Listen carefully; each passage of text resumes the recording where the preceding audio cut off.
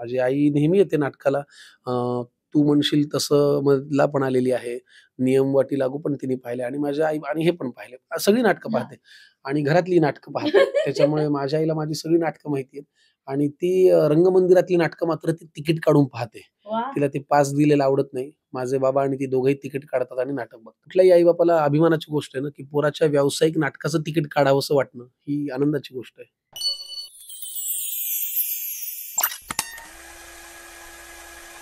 नमस्कार, मी कस्तुरी सिनेचित्रमध्ये तुमच्या सगळ्यांचं खूप स्वागत आहे. खरं तर संकर्षण दादाची आधी देखील मुलाखत घेतली होती आणि ती मुलाखत तुम्हा सगळ्यांना इतकी आवडली आणि प्रत्येक वेळी संकर्ष दादांना एकच कॉमेंट्स होती, की नाटक, प्रेक्षक आणि संकर्षण कराडे. हे त्रिकूट, हे समीकरण खूप छान जमतं.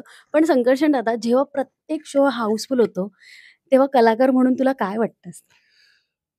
खरं तर प्रत्येक शो हाऊसफुल होणं हे वेगवेगळ्या गोष्टींचं श्रेय आहे. त्या संहितेचं, ते नाटक बसवलंय कसं, त्याचं निर्मिती मूल्य त्याचं कसं झालेलं आहे.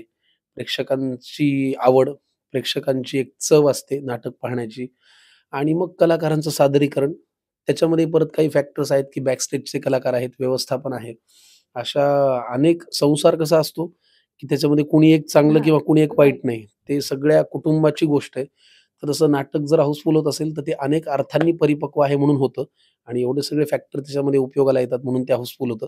त्याच्यामुळे काय आहे, तो एक क्षण आनंद घ्यायचा, नम्रपणा ठेवायचा आणि पुढे जायचं. क्या बात आहे! खरं तर इतकं बिझी शेड्यूल म्हणजे आता तर नाटक सुरू आहे.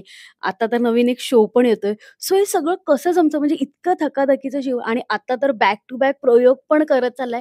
हे सगळं कसं मॅनेज होतंय म्हणजे तू थकत नाहीयेस का? नाही थोडा त्रास होतो ना, आत्ताही थोडासा घसा बसलाय. पण ठीक आहे, आपण काम करायसाठीच मुंबईत आलेलो आहोत आणि कामाची काय तक्रार करायची. त्याचा आनंद मिळतो. थोडंसं शरीरावर ताण येतो, पण मग त्या गोष्टी कुठेतरी ते अं, 700चा गेम असतो ना, कुठेतरी ते फिट करायचं, कुठेतरी ते फिट करायचं. ते फिट करत-करत पुढे जायचं. खरं तर जेव्हा प्रेक्षक म्हणून तू कधी नाटक बघायचं, तर आज प्रेक्षक तुझ्या नाटकाला येतात. ते दिवस आठवतात, की मीही एखाद्या कधी नाटकाचा प्रेक्षक होतो आणि आज इतकी गर्दी माझ्या नाटकाला होते. नाही खरं तर मी अजूनही प्रेक्षक आहे. मी सुट्टी मिळाली किंवा फावल्या वेळेत नाटक जाऊन बघतो.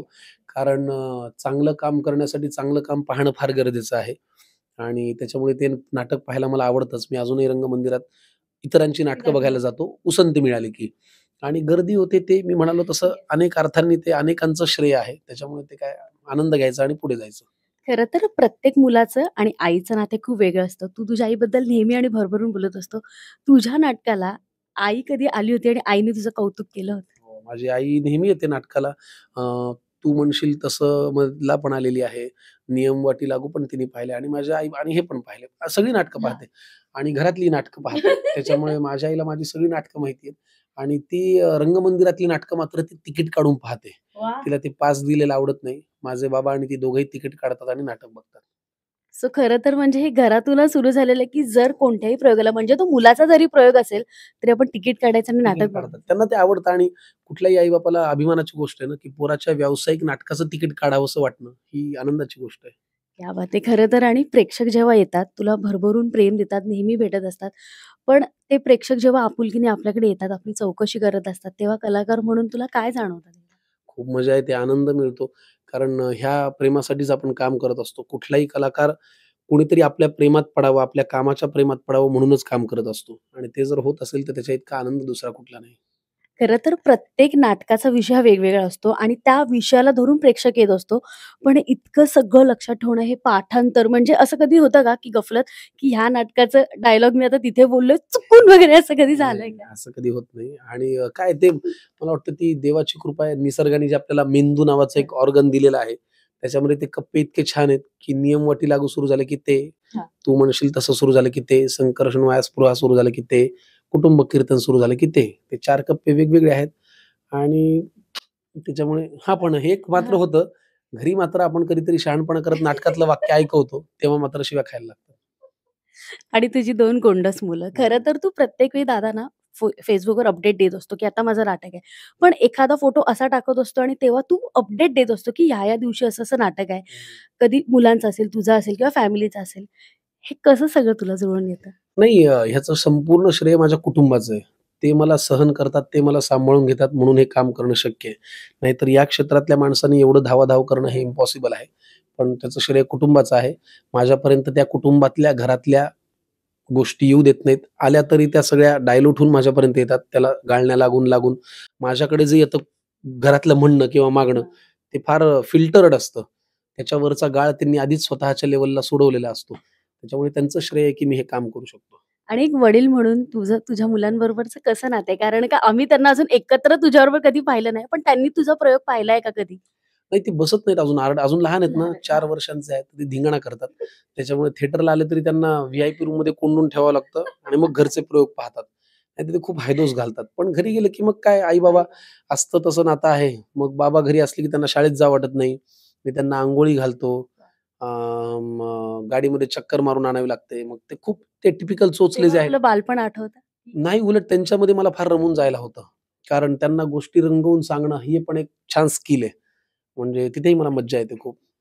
आणि खरं तर असं म्हणतात ना, की आपल्यातले काही गुण हे आपल्या मुलांमध्ये उतरतात. आता तर ते लहान आहे. पण तुला असं वाटतंय, की तुझ्यातले काही थोडे गुण आत्ता माझ्या मुलांमध्ये मला दिसतायत. थोडे नाही सगळे झालेत. माझ्यातला वांडपणा आलाय, बदमाशपणा आलाय, आई असं म्हणते का पण कधी? हो, लबाडपणा आलाय. माझ्यातला हळवेपणाही आलाय. त्याच्यामुळे हे सगळं आलंय त्यांच्याकडे. क्या बात आहे! आणि मला तर वाटतं संकष्ट येताना प्रेक्षकांचं तुझ्यावर अमाप प्रेम आहे आणि जेव्हापासून हे नाटक सुरू झाले कुटुंब कीर्तन, तेव्हापासून खूप वेगळं प्रेम आहे. पण तुझ्या प्रेक्षकांना तुला काय सांगायला आवडेल, की हे प्रेम देत आलेले आहात, पण अजून जर तुला काय सांगायचं असेल तर जाता-जाता काय सांगाल? कायम राहा माझ्या पाठीशी.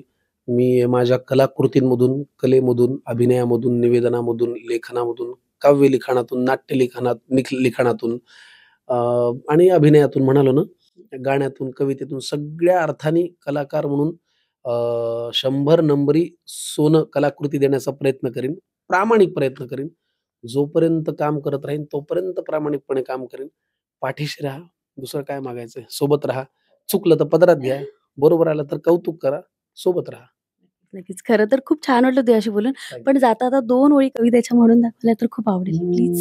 काय रंगभूमीशी निगडीत आज आपण बोलतोय तर उधळले विश्वात ह्या कैक रंग कोणी, एक रंग घडविते ही क्षेत्र रंगभूमी, सुवर्ण सोहळ्यांचे ही स्थान रंगभूमी, नम्र विजेत्यांचे आसमान रंगभूमी.